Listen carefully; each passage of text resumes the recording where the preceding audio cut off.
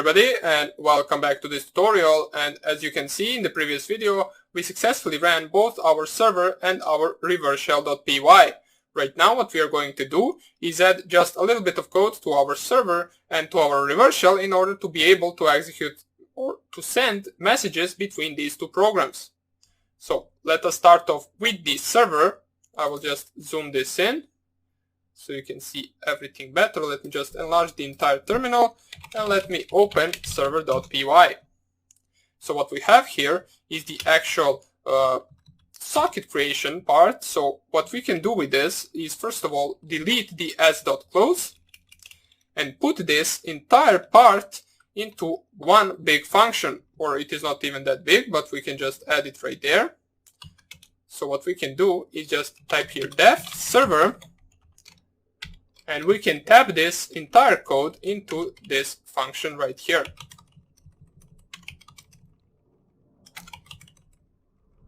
So we tab everything right here as it should be. And also what we need to do right now is actually create a global variable s, since we are going to use the s in other functions as well. And we actually must have the s variable to be global in order to be able in order for our program to be able to recognize the s variable. So we can do that just by specifying the actual, let me just go right here. In the beginning of the function, we can just specify 3 global variables. Since we are going to use the global variable s for our socket object, we are going to use the global variable IP, since we are going to print it later on. And we are also going to use the global variable target once we actually specify functions which we will use to actually send and receive data between these two programs. So all we have to do down here is actually call this function server, so we can actually execute this part of code. And right after that, we're going to call the function called shell. So what this function shell will do is it will be a function that will perform the actual sending and receiving of the messages. So let us go up here, type def shell. The function will not take any input right now. And what we want to do is basically at the beginning of the function, we want to enter an infinite while loop. So we can do that with while true. Now the reason why we are entering the infinite while loop is because we want to send the commands for as long as we want. But before we actually enter it, let us just try to test the program in order to see if we can actually send messages without the while true loop. So what we can do is just type here a variable called command, which will be our command, or basically we will store the command that we input into this program right here. So what we want to use then is the actual so command equals input. We want to ask for the input of the user, or in this case us, and we want to add something like this. So shell, then just paste everything that I type right here, so hash, then we can use this sign, and then %s, so %s and 2 dots in order to make this look like a terminal shell. So you will see how this will look like. If we just add instead of the %s, we will add a string of the IP. So because of this usage right here of the IP variable, we had to specify it in the server function to be a global variable.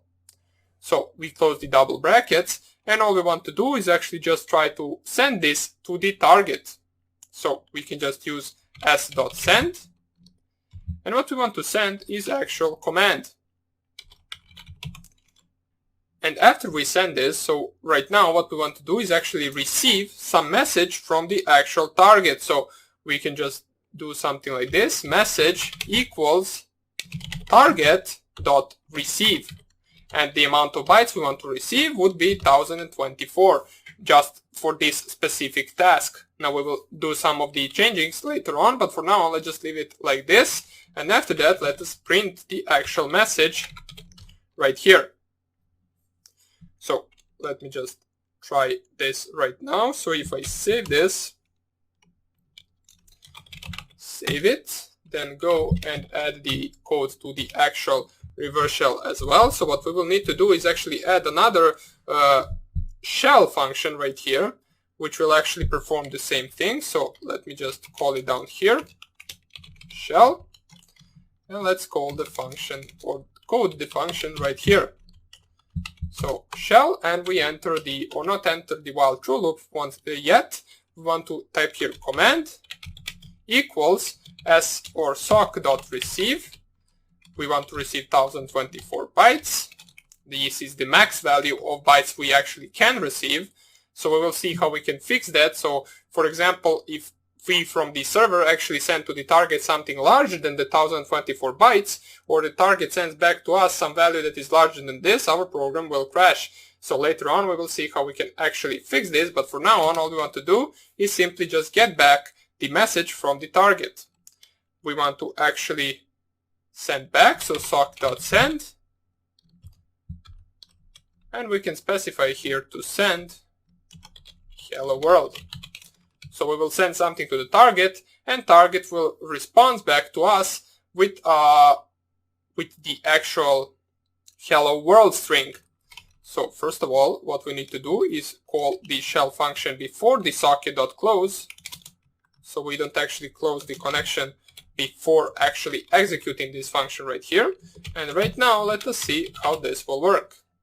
So let's lower this. And let us actually run the server first. So Python 3 server, listening for incoming connections, and Python 3 reverse shell.py. So we are prompted for the command. So let us just type here the command hello. A bytes like object is required, not string.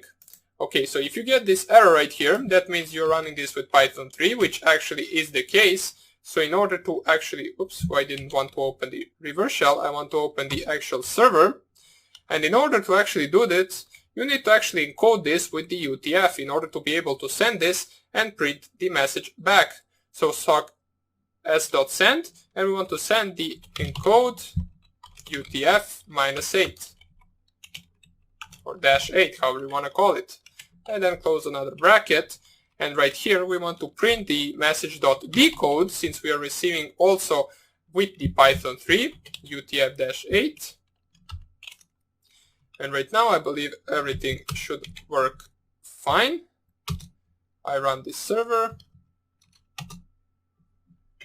We specify here hello. Okay, let me just check this right here. Okay, so we need to actually change the code in the reverse shell as well. So let's send this in this way. So we will just type it right here. Message.encode UTF-8. And the message will be hello world. So let's see if it will work now. Hopefully it does. Otherwise we will just switch to Python 2, since it is easier to actually specify this. Encode UTF broken pipe. Okay, never mind. What we are going to do is just run it with Python 2. So what you want to do is just delete this print colored. We will add it later on. For now, it is just presenting us the problem. There is really no point in me just finding the correct syntax for that function just to run it over Python 3. We will just run it over actual Python 2. So we don't waste too much of our time. We don't need this actual encoding anymore, since we're going to run it with Python 2. We want to print the message. We want to send the command. So return everything back as it was before. Do that with the actual reverse shell as well. I'm probably missing some library, but it doesn't even matter right now. We're going to run it with Python 2. So let us see. Let me just double check the server as well.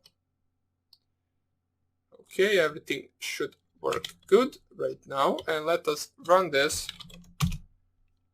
No module, name term color. Okay, let me just run this in a hash. Listening for incoming connections. And right now, if I run the reverse shell as well, I need to chmod it first. So chmod reverse shell.py. Okay, connection established. Hello. Hello is not defined. command equals input. Okay, so we need to change this as well, since in Python 2 we don't have input, we have raw underscore input. Too many errors. I should have just started with the Python 3 instead, but doesn't even matter. So let's see right now. Let me just check what the actual error is, since we still have some weird error, not really sure for which reason. So we sent the command. Okay, there is the actual error. So this was the error all the time. We need to specify target.send and not s.send, since s.send means we are sending it back to ourselves. So we need to specify target.send. Not really sure how I didn't notice that error. And right now, for the final time, this should actually work. So we run the reverse shell, hello, and we get back hello world printed out. So we actually managed to finally run this program and get it to work. We send the message back to the target, and the target sent back the reply which said hello world. So what we will do in the next lecture is we will run this in while true loop, and we will make a simple chat program which then later on will turn into actually commands, or us sending the commands to target and target sending us back the output of those commands. So hope you enjoyed this tutorial, and I hope I see you in the next one. Bye!